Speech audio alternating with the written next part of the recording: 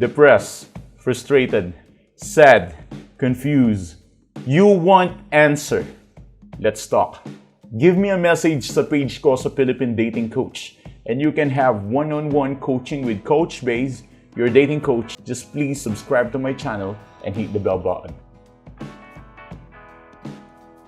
When you become romantic, you think na lahat na nangyayari is very good because you're so romantic, right? And you think na ito ang susi just to get your ex back.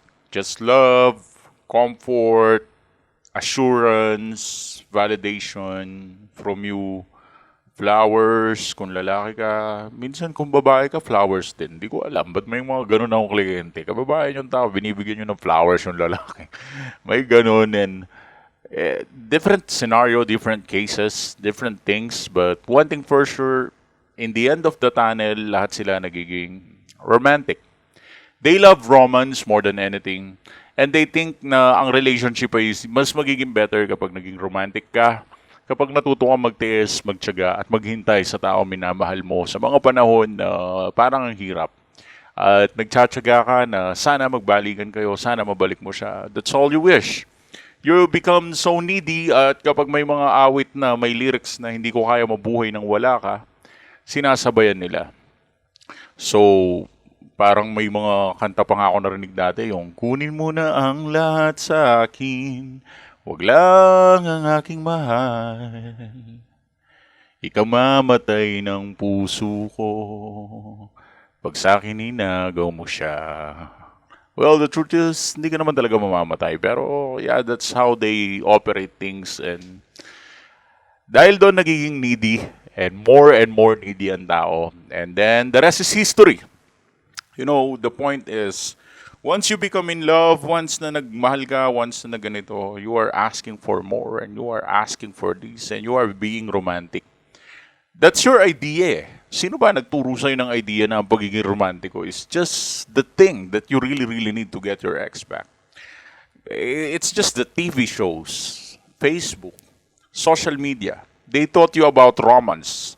Being romantic is the key, being romantic, etc. is ganito. That's the way how to get someone back, diba, sa buhay mo. And now you are craving for it, you are chasing this thing, and hindi mo kaya mabuhay nang wala itong bagay na to. Because you think you are doing what is actually right. But no, you're completely wrong. Being romantic will just give more and more validation towards your ex, then the anxiety will never ever exist. Our topic today is all about pain. And you will ask me, bakit kailangan mo saktan ng ex mo para mabalik siya? Hindi ba pwedeng mahalin na lang para bumalik siya? No, that's not going to happen. Ang sabi ng media, ang sabi ng Facebook, ang sabi ng social media, or ang sabi ng lahat, love is the only way para manatili ang relationship. No, it's not love. It's anxiety. And this is the truth na no one ever told you. They're always playing safe every time. Lagi nilang sinasabi na it's all about romance, it's all about love. No, it's not. It's all about anxiety. If you want someone to get in love with you, to get obsessed with you, all you need to do is just to provide anxiety. You need to give them this some sort of feelings that they are wanting, needing, obsessing about you. And that's the point of no contact rule. That's the point of everything that we are talking about here. We just want na ang ex mo or ang ex nyo ay malagyan ng anxiety sa ulo. Gusto nating mag-wonder ang isang ex na, mahal pa ba ako ni ganito? Mahal pa ba ako ni ganyan? Namimiss ba ako ni ganito? Namimiss ba ako ni ganyan? We just want them to wonder like that. Gusto mo mag-wonder ng ganun yung ex mo. However, if you will be romantic and you will be in love and in love and in love, then there's no such thing like that. There's no such thing like bibigyan ka niya ng pagkakataon just to think about you, just to be anxious with you, just to find you, just to be obsessed with you. That's next to impossible once you validate him. Hindi ka magiging pangarap ng isang tao kung nandyan ka na sa harapan mo. It's like, tignan niyo yung mga anak ni Bill Gates.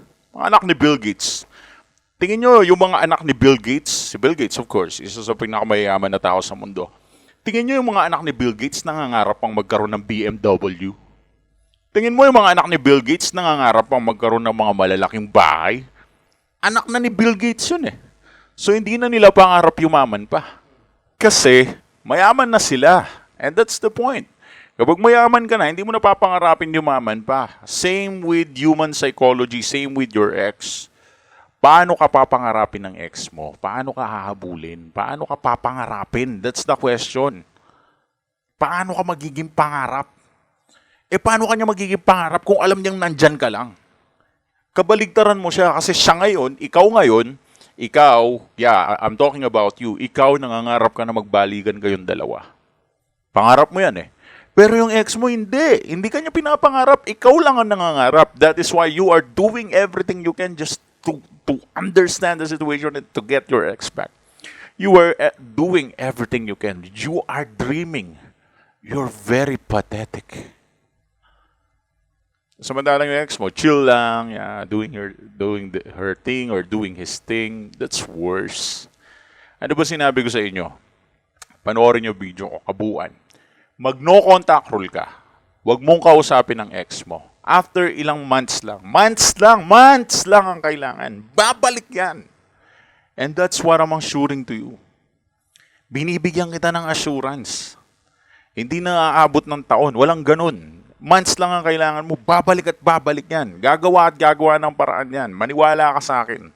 You just need to believe me right now. I'm Coach Base. I'm doing this thing for a very, very long time. I handled a lot of clients. It's always happening. All I want you to do is just to trust me, just to chillax, and just to provide pain. Kasi kapag nag-no contact rule ka, you will provide anxiety. Ayaw natin na isipin ng ex natin na, mahal na mahal ako nito. Hindi. Gusto natin siya magkaroon ng anxiety. Naisipin niya, mahal pa ba ako nitong tao na to o hindi na niya ako mahal?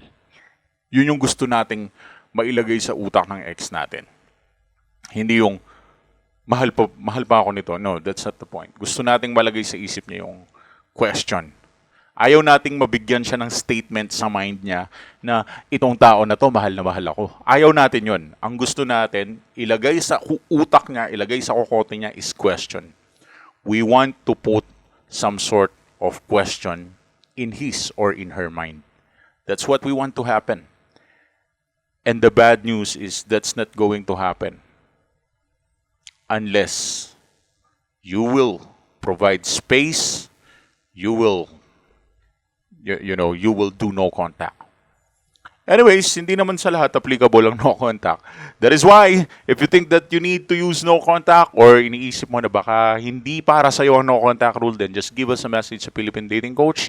Maybe we can talk about that and for one-on-one coaching. And at the same time, yun lang naman ang topic natin dito ngayon. Magiging pangarap ka ng ex mo once na nag-provide ka ng pain and anxiety. Thanks for watching.